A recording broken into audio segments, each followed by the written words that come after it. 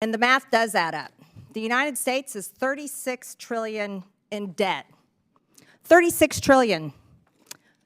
There's plenty of spreadsheets that show that. As a matter of fact, there's a debt clock. You can watch it continue to tick upwards every single day.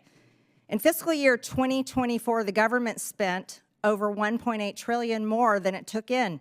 And in fiscal year 2025, the interest on our debt is expected to exceed $1 trillion. That's everybody. I don't care how you vote. The American people do not want to continue to fund these propaganda campaigns, regime changes, terrorist, LGBTQ initiatives, diversity, equity, and inclusion, and other Democrat globalist initiatives. And even if the people did want to continue supporting such causes, guess what? They can support them with their own money through private donations. Because the reality is, everyone, we are flat out broke. If the U.S. government operated like any other private business, which it should, by the way, it would be completely bankrupt and it would be out of business. Last year, we spent almost $2 trillion more than we took in. The United States government is not a charity, and it is not to be used and abused by the bureaucracy to implement the far left's agenda and impose it on the entire world.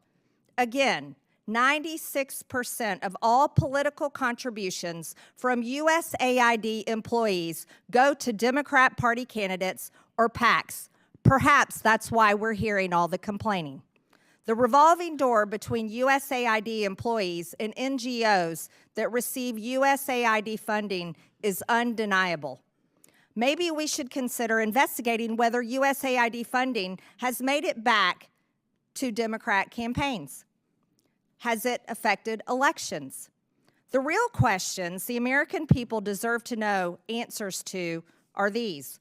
Why are we funding 9 out of 10 news outlets in Ukraine? Why was former USAID Administrator Samantha Power visiting Hungary for the purpose of strengthening democratic institutions when Hungary is a country that is strongly democratic and members of the EU and NATO? Why was USAID co-funding joint programs with George Soros' Open Society to promote radical social agendas throughout the developing world? Why is USAID involved in the canceling of elections in Romania?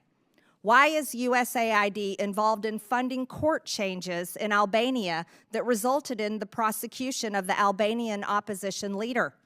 Why is USAID funding censorship laws in Brazil to silence Bolsonaro?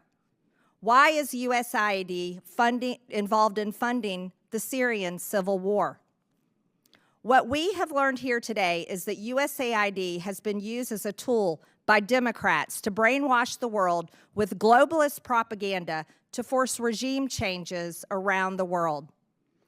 But if USAID funded terrorism that resulted in the death of Americans, then this committee will be making criminal referrals.